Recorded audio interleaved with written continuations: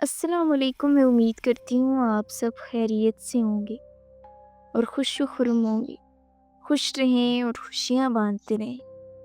मैं हूँ आपकी ईमान और मैं आपकी खिदमत में कहानियाँ लेके आती रहती हूँ। आज भी उसी गर्ज से आपकी खिदमत में हाजिर हूँ।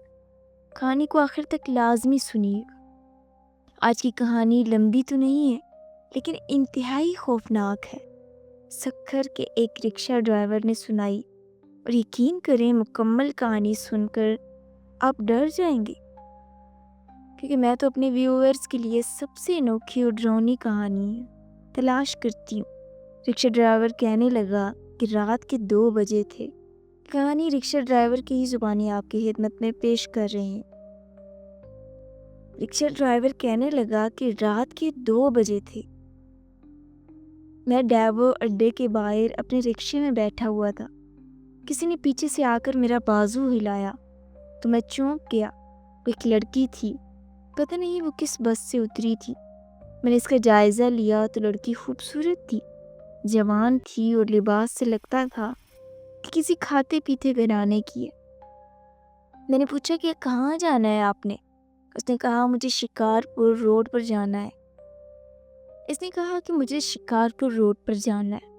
शिकारपुर रोड इस जगह से तकरीबन 8 किलोमीटर दूर थी। मैंने उसे बिठा लिया, चल पड़ा। मज़े की बात यह थी कि ना इसने किराए का पूछा और न ही मैंने बताया। मुझे उम्मीद थी वो मुझे किराए से ज़्यादा पैसे देगी। मैं चलता रहा और वो पीछे बैठी रही। इस लड़की में अजीब सी कशिश थी।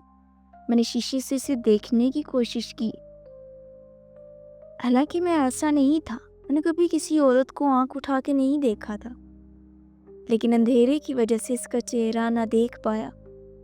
पता नहीं कैसे उसे मालूम हो गया कि मैं इसे देखने की कोशिश कर रहा हूँ। तभी इसने कहा तुम्हारे रिक्शे में लाइट है? मैंने कहा हाँ है। तो इसने कहा फिर जला दो। मैंने कहा कि लाइट तो है लेकिन वो ख़राब है। इस लड़की ने कहा कि तुम बटन दबाओ लाइट चल जाएगी। मैंने जवाब दिया कि नहीं चलेगी, मुझे मालूम है इसकी तारें भी उतरी हुई हैं। लेकिन वो लड़की ज़िद करने लगी कि तुम बटन दबाओ लाइट जल जाएगी। बस फिर मैंने बटन दबाया तो लाइट जल गई और रिक्शे में रोशनी हो गई। मुझे हैरत का शदीद झटका लगा। ये मुमकिन नहीं था, लेकिन ऐसा हो चुका था। मैंने शीशे में से पीछे देखा तो वो मुझे दिखाई देने लगी। वो भी मेरी जानब देख रही थी। इसके चेहरे पर मुस्कुराहट थी, लेकिन मुस्कुराहट अजीब तरह की थी। मैं इसे कोई नाम ना दे सका। मैंने नज़रें रास्ते पर जमा ली, क्योंकि वो हल्की सी धुंध उतरी हुई थी। बाकी सारा रास्ता खामोशी से गुजर गया। मेरे दिल में इसका अजीब सा रोब बैठ गया था। इसलिए ना मैंने कुछ पूछा और ना ही उसने बताया। सफ़र जारी रहा और आधे घंटे बाद मैं शिकारपुर रोड पर पहुंच गया। मैंने पूछा कि आपने कहाँ उतरना है? उसने कहा जहाँ पर अंधेरा ज़्यादा हो, मुझे वहाँ उतार दो। ये बात मुझे अजीब सी लगी।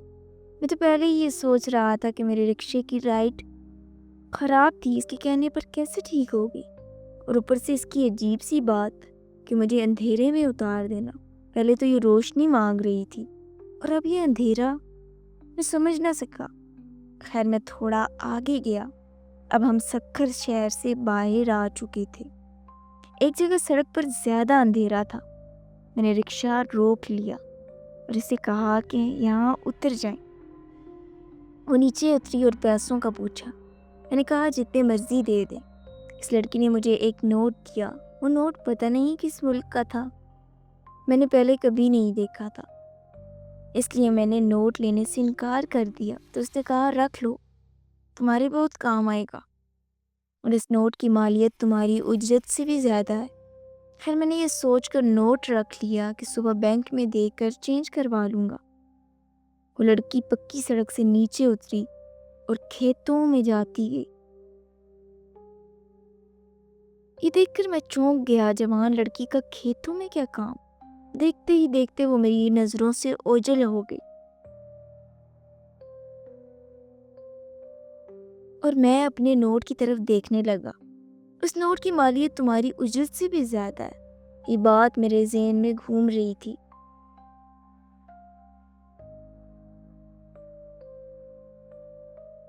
وہ لڑکی پکی سڑک سے نیچے اتری اور کھیتوں میں چلتی گئی۔ یہ دیکھ کر میں چونک گیا کہ جوان لڑکی کا کھیتوں میں کیا کام، کہ اچانک وہ میری نظروں سے اوجھل ہو گئی۔ میں دیکھتا رہا مگر وہ مجھے نہ ملی۔ پھر اچانک میرا ذہن میرے نوٹ کی طرف گیا۔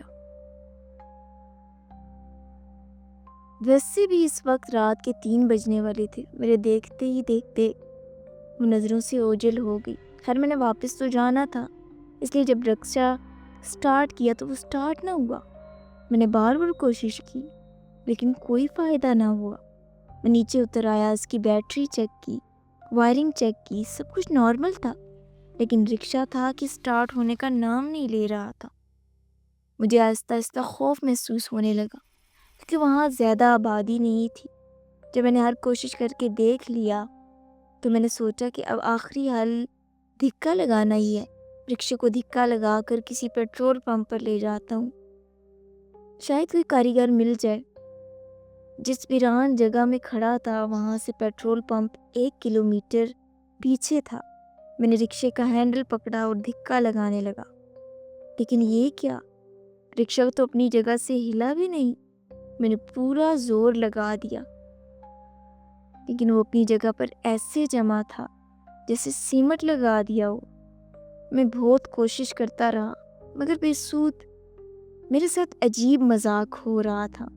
میں عمر رسیدہ ضرور تھا لیکن اتنا کمزور نہیں تھا کہ مجھ سے ایک رکشہ تک نہ سنبھالا جائے اور مجھ سے دھکا نہ لگایا جائے۔ یہ میرا روز کا کام تھا لیکن آج تو ہر کام عجیب ہی ہو رہا تھا۔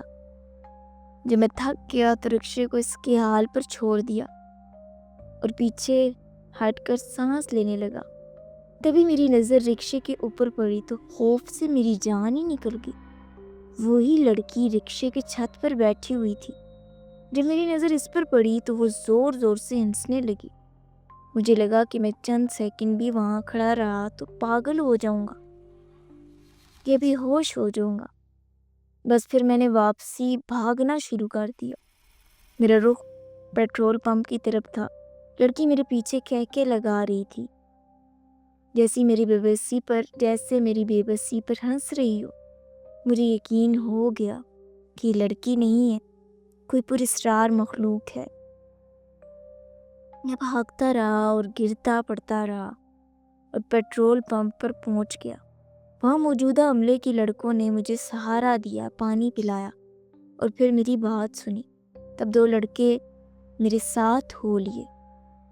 ہم تینوں مل کر وہاں گئے تو میرا رکشہ وہاں سٹارٹ کھڑا تھا لیکن اس لڑکی کا کوئی نام و نشان نہیں تھا۔ مجھے ان دونوں لڑکوں نے بتایا کہ یہاں پر بہت پراسرار چیزوں کو پایا گیا ہے اور بہت سے لوگوں کی یہاں موت ہوئی ہے اور بہت کم لوگ یہاں سے واپس آتے رہے۔ تمہاری بہت اچھی قسمت تھی کہ تم یہاں سے بچ کر لوٹ آئے۔ ہم رکشہ لے کر، میں پریشان بہت تھا اور میرا جسم کانپ رہا تھا۔ انہوں نے مجھے سہارا دیا۔ ہم رکشہ لے کر پیٹرول پمپ آ گئے تو میں نے تفصیل سے سب کو واقعہ سنایا، لیکن کچھ لوگ وہاں یقین کرنے کو تیار نہیں تھے۔ کہنے لگے کہ ایسا نہیں ہو سکتا، مگر کچھ لوگ کہہ رہے تھے کہ واقعی میں یہاں کچھ پراسرار چیزیں ہیں۔ ایک عورت کو دیکھا جاتا ہے۔ میں نے جیب سے وہ نوٹ نکال کر دکھایا جو لڑکی نے مجھے کرایہ دیا تھا، تو پھر ان کو میری بات کا یقین آیا، لیکن وہ ابھی تک میری ذہنی حالت پر شک کر رہے تھے۔ اگلے دن میں ایک بینک میں چلا گیا اور وہاں نوٹ دکھایا تو بینک والوں نے کہا یہ نوٹ تو کسی بھی ملک کا نہیں ہے۔ انہوں نے پوچھا کہ یہ نوٹ تم نے کہاں سے لیا ہے؟ یہ تو کسی بھی ملک کا نہیں ہے۔ اگر تو میں ان کو رات والا قصہ سناتا تو وہ میرا یقین نہ کرتے، اس لیے میں نے کہا کہ مجھے سڑک سے ملا ہے۔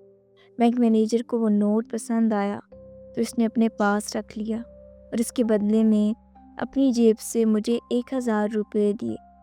اس رات کے بعد میں بہت محتاط ہو گیا۔ مجھے ڈر لگتا ہے کہ دوبارہ کوئی چیز میرے ساتھ شرارت نہ کرے۔